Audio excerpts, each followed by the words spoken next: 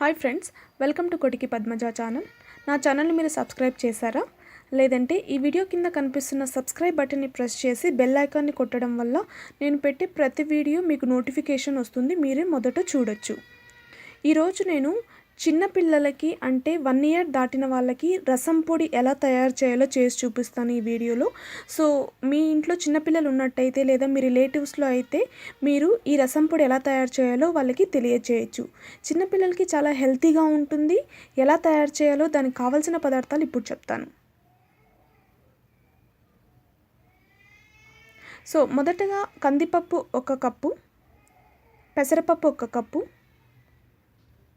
మినప్పప్పు 2 స్పూన్స్, శనగపప్పు 2 స్పూన్స్, ధనియాలు 2 స్పూన్స్,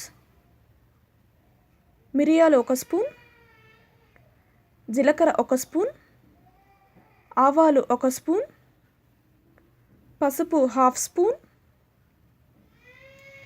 కరివేపాకు, ఎండుమిర్చి, మెంతులు 1 స్పూన్. సో ఇప్పుడు తయారు ఎలా చేయాలో ఈ రసం పొడి నేను చేసి చూపిస్తాను. ముందుగా ఒక కడాయి పెట్టండి. కడాయి పెట్టి అందులో ఫస్ట్ కందిపప్పు, ఇక్కడ నేను 1 కప్పు తీసుకున్నాను కదా, కందిపప్పు వేసి అలా లైట్గా ఫ్రై చేస్తూ ఉండండి. అది చేసిన తర్వాత ఇందులోకి ఇప్పుడు పచ్చిశనగపప్పు, పెసరపప్పు, మినపప్పు వేసి లైట్గా ఫ్రై చేస్తూ ఉండండి. ఆ కలర్ మారేంత వరకు ఫ్రై చేయాలి. ఇలా వీడియోలో చూపించినట్టుగా అన్నీ కలిపేసి, పప్పులన్నీ కలిపేసి, ఆయిల్ ఏం వాడక్కర్లేదు. ఇక్కడ బాగా రోస్ట్ అయ్యేంత వరకు ఇలా తిప్పుతూ ఉండాలి.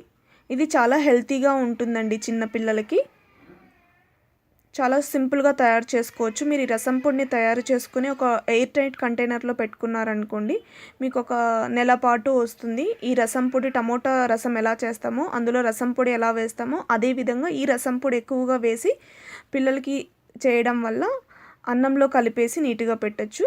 సో అలా వేపిన వాటిని పక్కన పెట్టేసి మరీ కడాయి పెట్టి అందులో మిరియాలు, ధనియాలు, తర్వాత జీలకర్ర, ఆవాలు, మెంతులు,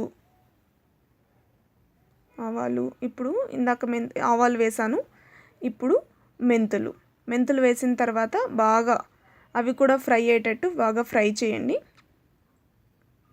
ఇందులో అన్నీ ఉన్నాయండి, పప్పు దినుసులు, కందిపప్పు, పెసరపప్పు. అవి ఆరోగ్యానికి చాలా మంచిది, ప్రోటీన్ ఇస్తుంది. చిన్నపిల్లలు ఏమీ తినరు కాబట్టి ఇది బాగా రసం చేసి పెడితే టేస్టీగా ఉంటుంది. సో అవి వేగిన తర్వాత పక్కన పెట్టేసి మరి ఇప్పుడు కడాయి పెట్టి అందులో ఎండుమిర్చి, తర్వాత కరివేపాకు వేసి బాగా రోస్ట్ చేయండి. అవి కూడా కరివేపాకు బాగా కరకరలాడాలి. ఈ వీడియోలో చూపించినట్టుగా రెడ్ మిర్చి, కరివేపాకు బాగా ఫ్రై అయ్యేటట్టు ఇలా తిప్పుతూ ఉండండి. చూసారా, ఇప్పుడు కరివేపాకు ఇలా అనగానే బాగా పొడి అవుతుంది. సో ఈ స్టేజ్లో ఇప్పుడు ఈ టైంలో మనం తీసేయచ్చు. ఇవన్నీ తీసేసి ఒక ప్లేట్లో పెట్టుకోవాలి. చూసారా, అన్నీ మొత్తం డ్రై రోస్ట్ చేసుకున్నాను. ఇలా వీడియోలో చూపిస్తున్నట్టుగా ఫ్రై చేసుకొని పెట్టుకోండి. ఫస్ట్ ఇప్పుడు ఇదంతా ఫ్రై చేసుకుని బాగా చల్లారేంత వరకు పక్కన పెట్టండి. చల్లారిన తర్వాత ముందుగా అందులోకి ఎండుమిర్చి ఉన్నాయి కదా, ఎండుమిర్చి వేసేసి అది ఫస్ట్ కొంచెం మిక్సీ పట్టండి. కొంచెం ఫైన్ పౌడర్ అయ్యేది వరకు మిక్సీ పట్టండి. నేను ఇక్కడ పండుమిర్చి చాలా తక్కువ తీసుకున్నాను, మీరు కూడా తక్కువ తీసుకోండి. ఎందుకంటే ఇది చిన్నపిల్లలకి పెట్టే రసం కాబట్టి కారం ఉండకూడదు, లైట్గా కారం ఉండాలి. మనం ఆల్రెడీ మిరియాలు కూడా వేసాం కాబట్టి.